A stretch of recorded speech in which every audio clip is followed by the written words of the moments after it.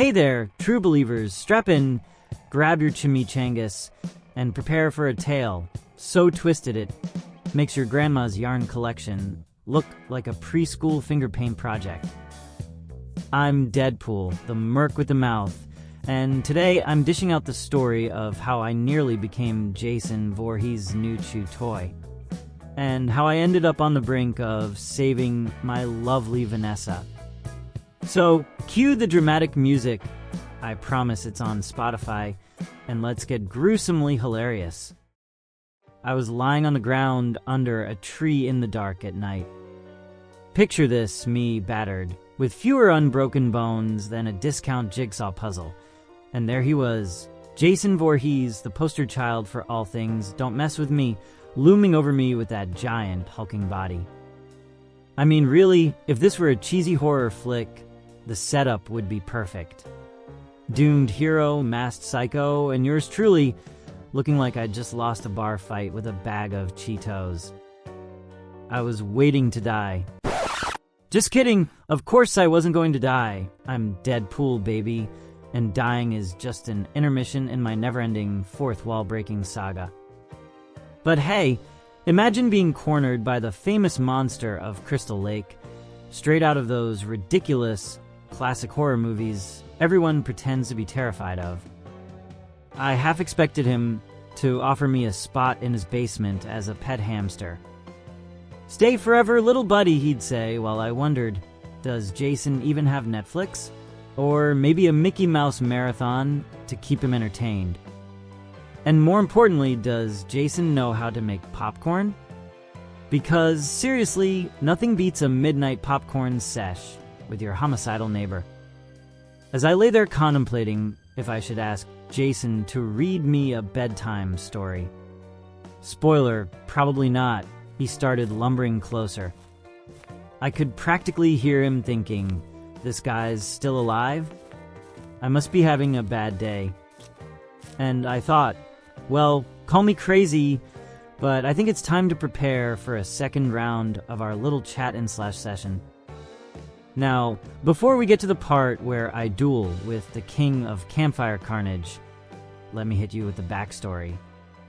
It all started about a week ago. And when I say about a week ago, I mean time is relative when you're as awesome as me. Picture this. I'm tailing a bunch of bank robbers because obviously I have nothing better to do, and I follow them to an abandoned warehouse in the middle of nowhere. Yep, I was on a secret mission, the kind that makes spy movies look like child's play.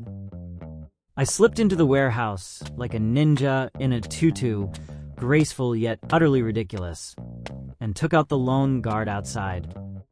Seriously, why do they think one guard is enough? It's like they expect you to be an amateur. Newsflash, guys.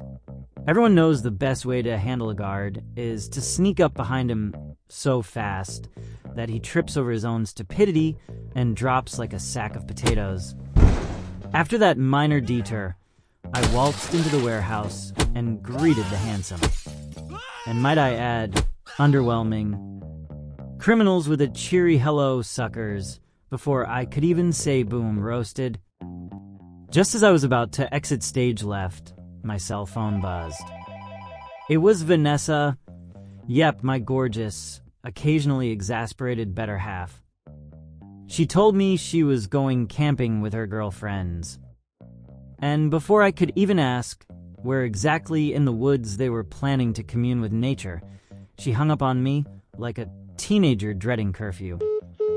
I took a deep, resigned breath. Look, after everything we'd been through, I figured she deserved a break. Plus, I was in the middle of a hot streak with my criminal activities.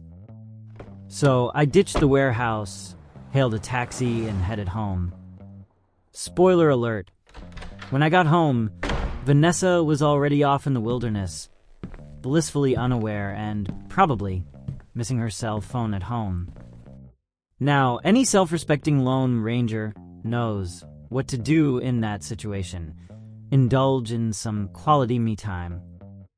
And what's more relaxing than watching the cinematic masterpiece that is the Barbie movie? Yes, I said it. And if you disagree, then you probably also think Die Hard is a bedtime story. I must say it's a masterpiece. I even recommend you watch it if you're into bizarrely wholesome blockbusters. Fast forward a few minutes, or 10 if you're timing my naps, and I'm out cold, dreaming about a world where chimichangas rain from the sky.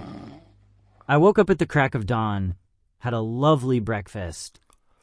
Probably something kale-y, but hey, I have standards, and settled into my favorite chair.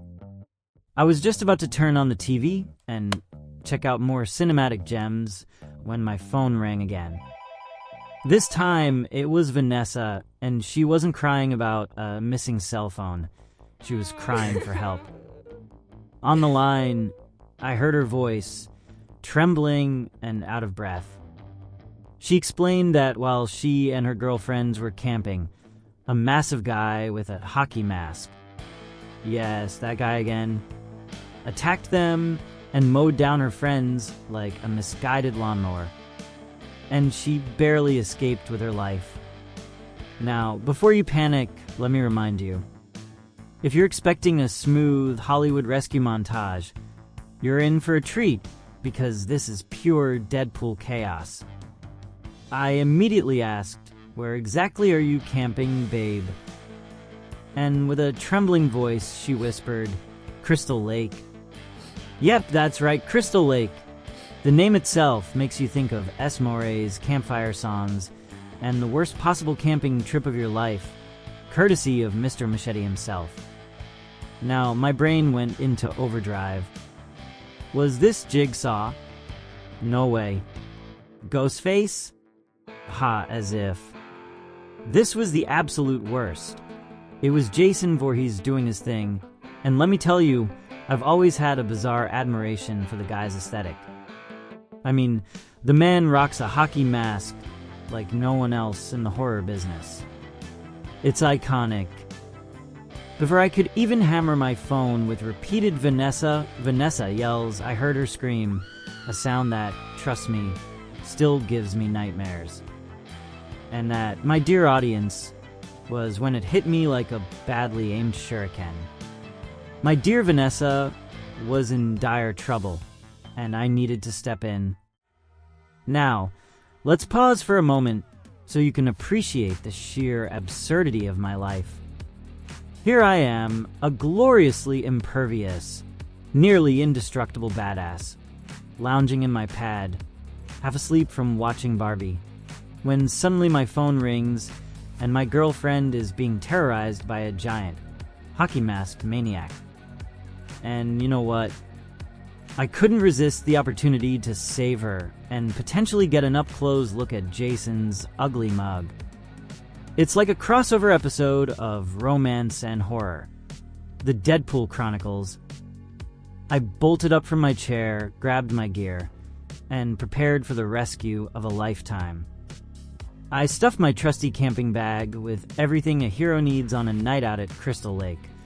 My katana because, an extra supply of chimichangas. For sustenance and bribery if needed. And yes, you guessed it, marshmallows. Because if I'm going to face down a psychopathic slasher, I might as well have a campfire worthy of a Disney musical, complete with gooey, melted marshmallows and dark humor. Before I left, I took a moment to address you directly, my adoring fans and casual onlookers. If someone broke into your house, would you grab your popcorn and settle in for a horror movie, or would you become a sarcastic, wisecracking savior ready to dish out justice with a side of chimichanga-flavored vengeance? I know, deep thoughts from your favorite antihero. So there I was, back at home, the battleground of my own chaotic existence, gathering up all my essentials.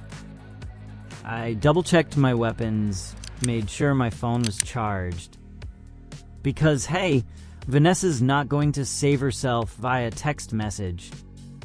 And packed the marshmallows with the care of a mom packing a first day of school lunchbox.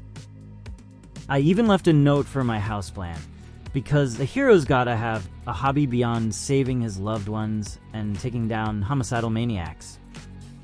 With my bag slung over my shoulder, I looked around my apartment one last time, my safe haven, my fortress of solitude, and my snack stash, and thought, well, Wade, time to turn that living room into a war room.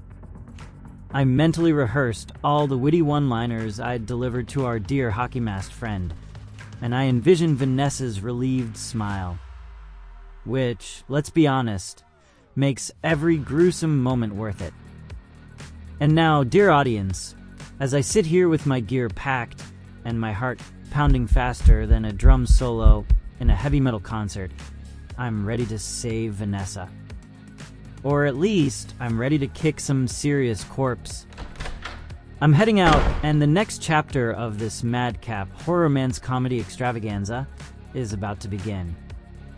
So stick around, keep your popcorn close, and for the love of all that's holy and hilarious, cross your fingers that Jason Voorhees knows how to make a decent campfire treat.